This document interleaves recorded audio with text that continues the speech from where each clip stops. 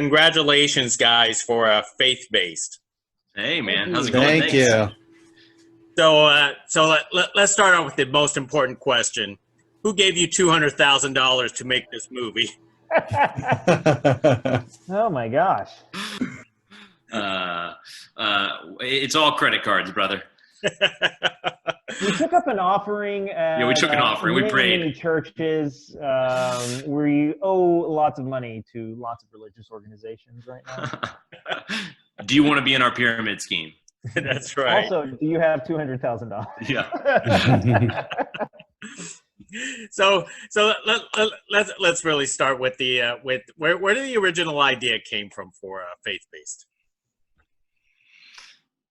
Well, yeah, it's there's a few different things, but I think the main thing was kind of art imitating life in a weird way. We had made a movie called Fear Inc. in 2016 that Vince directed and I wrote and Tanner produced with us, and that movie did really well in festivals, premiered at Tribeca, and I think we had very high hopes for what our careers were going to look like the next 2 years in terms of just dominating Hollywood. And then 2 years later, we were not dominating Hollywood. And we had seen these kind of bad Christian movies with Kevin Sorbo or Kirk Cameron all of a sudden making $30 million. And I joked with Vince, I said, you know, we should just make like God's Not Dead 12, and then we'll use all that money to make our movies. And that started off as very much a joke. And then we said, that's actually a pretty funny idea, like two, you know, struggling filmmakers making a Christian movie so that they can make money.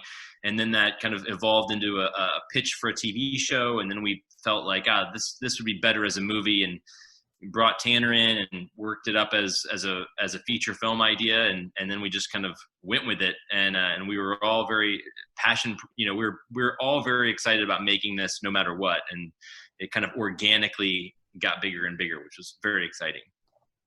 Vince, how did you want to approach something like this being your second film with these guys? Well, I think, you know, unlike Fear Inc., you know, we had so much fun making Fear Inc. As my first, you know, feature as a director. It was, you know, it was a fun project to work on, but it was a little bit of a mix of doing what the industry told us to do as first-time filmmakers, which is to do a horror film because they sell, and putting our comedy background in the mix of that and making this really fun horror comedy. Whereas Faith-Based was 100% the conversation literally started with, how do we just go make a movie with our friends that costs no money, that we could shoot on our phones because we want to create something that we think is funny for no one else other than for ourselves. That's how the conversation started. And when we already had, you know, developed a little bit of Faith-Based in terms of a show, that was the idea that kind of translated the best for that concept. And so when you start with that as a filmmaker, as opposed to doing something for somebody else, it becomes a different experience altogether, where I think is funny, this is what we think is interesting, here's some true life experiences that we get to put in this project. And then next thing you know, you have big cameras and Jason Alexander shows up to set, and you're like, how did this happen? I'm not quite sure, but we're really excited about it.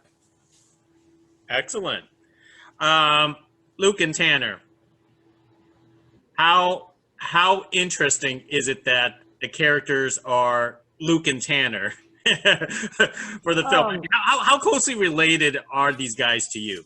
We just could never remember our character names, so we just said... Yeah, we made this decision because we're not very smart, and we just thought it would be the easiest thing, and now who knows? You know what? Maybe half of America is going to hate Luke and Tanner. We're screwed after this, you know?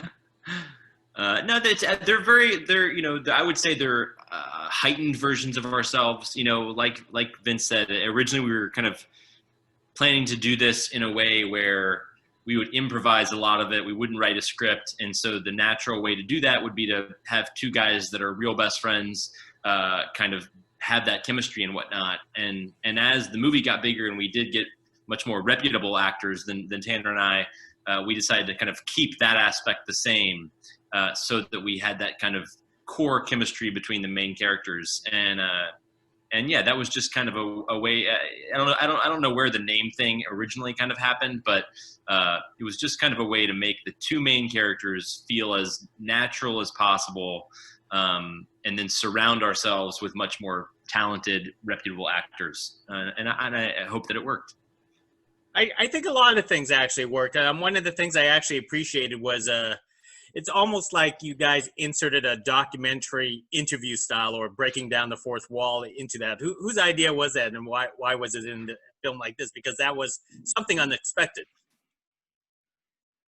I think that was originally in the TV pitch. We just really loved, this like, the Christopher Guest approach to a story like this, where you're interviewing people, and that kind of is a bit of an anchor to your story. And my background is editing for unscripted TV. I've worked on a lot of reality shows, so that was another part of this movie that I thought would be fun to go into this with a big question mark in terms of what are these middle elements of these interviews going to be.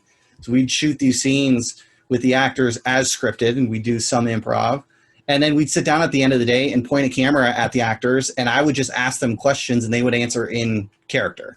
And that was a really unique way to tell a story, because you script one thing, and then you get these fun, goofy interviews that kind of help to, accentuate jokes and get to know the characters a little bit better. And it was just I don't know, I've never seen anything like that, in the sense that like Christopher Guest uses his interviews as like, that's the backbone of his whole story, and then he punches into these scenes to accentuate the jokes. And we kind of did the reverse, where we told a typical story and then have an interview jump in where it would kind of punch up the joke a little bit more.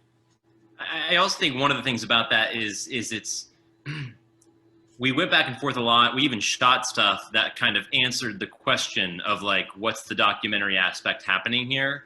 And at the end of the day, it just kind of felt, I don't know, weirder and more original to have this just kind of be its thing. And it's a little bit up to interpretation, and it's a little bit just a fun, weird, original way of telling the story. And it might not be for some people, but we like it for this one. And the plot pyramid scheme from Nikki Steele, that also came out of the other field, the right field. Why was that very appropriate for a film like this, for faith-based? I think it's such a smart plot element. It's really one of my favorite elements of the film, and this is to Luke's credit as a writer and whatnot. But it's like the pyramid scheme is sort of, for someone to get wrapped up in a pyramid scheme, to know that a character is striving for so much more in life, they want so much more, and then to get wrapped up in a pyramid scheme that should be very obvious to everyone that this isn't the thing that you should be focusing all your time and energy on, I think really makes you sympathetic for that character, because they're trying to do anything that they can, and they're also probably a little dumb. And so that's sort of where that came from. We all know people who've been in MLMs. They're all over Facebook. They're all over America. And, I'm sure some of them are great, but then there are lots of others that, they're just trying to get you to buy $100 of flat tummy tea, and then you're stuck with it forever. Now, it was especially easy to pull from Luke's real life pyramid schemes that he's been involved with to put into this movie. Yeah, if you would like to talk after this Zoom, I have an opportunity for you. It's not like a big deal, but it can net you, $2,000 a month in additional income. Wow, that's excellent. Well, unless you're selling me some tea that helps me lose weight, maybe I'm interested.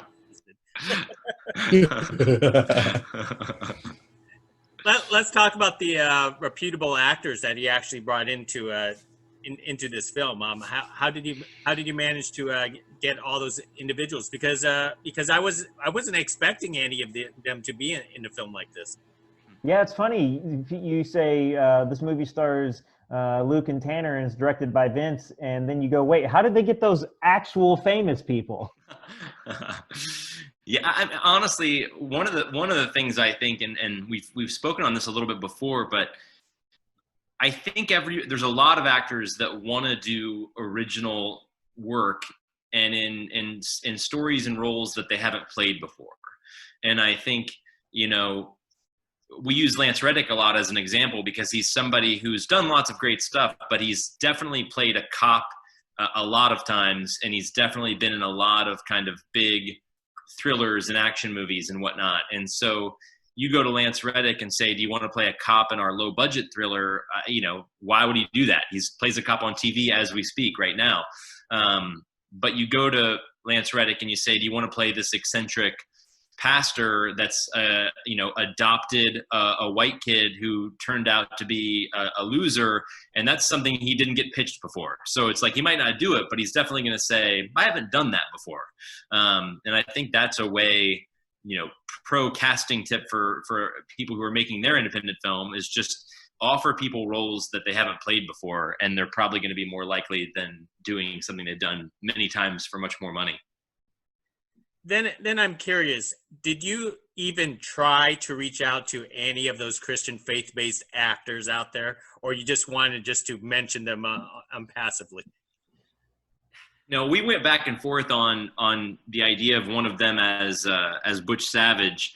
It felt like we're not. Here's the thing: we all do have very strong beliefs and opinions on the Christian film industry, but we're also not assholes.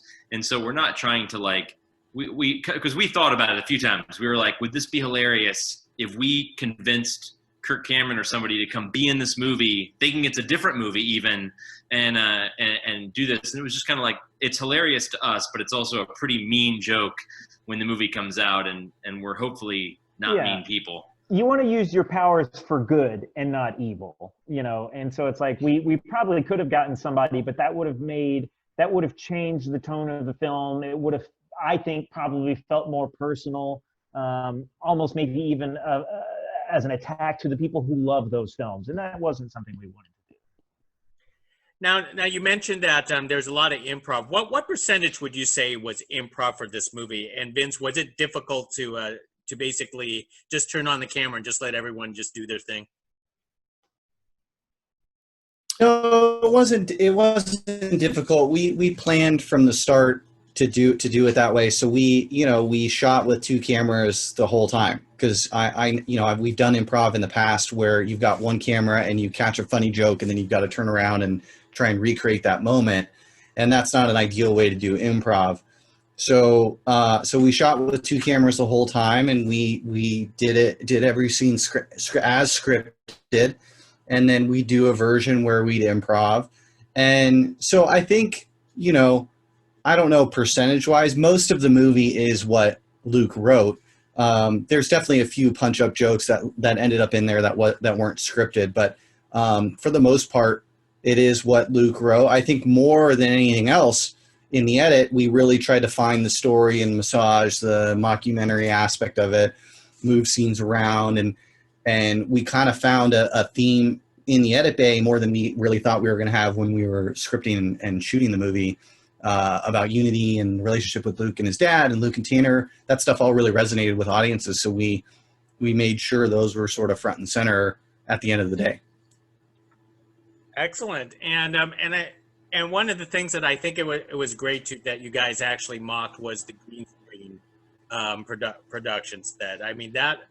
That you guys took green screen to the extreme that I have never seen. So that's just a comment from me, because I was laughing so hard the fact that you guys just got I don't know how many yards of green cloth actually used. Well, we have some extras if you want to come down. Send some to you. We also I'll never forget Lance Reddick's first real day on set was the day he put the green screen suit on for the first time. And I remember walking down the hallway and hearing him talking to our wardrobe person, and I just walked away because I didn't want him to see me like, you're making me put this on? It's just like... I think that's terrific. Well, let me wrap this up with one more question for you guys, because after you guys did Fear Inc. and now you did Faith Based, I'm just curious what's your next project going to be, because I'm trying to guess whether it's going to be that you are going to actually try a Christian faith movie, or you're going to actually do a sci-fi called Prayers in Space. Which path are you guys going to take? Well, your word to the producer of Assassin 3380 making a prayer. Making a prayer in space for real is never off the table. We may be working on it right now. You never know.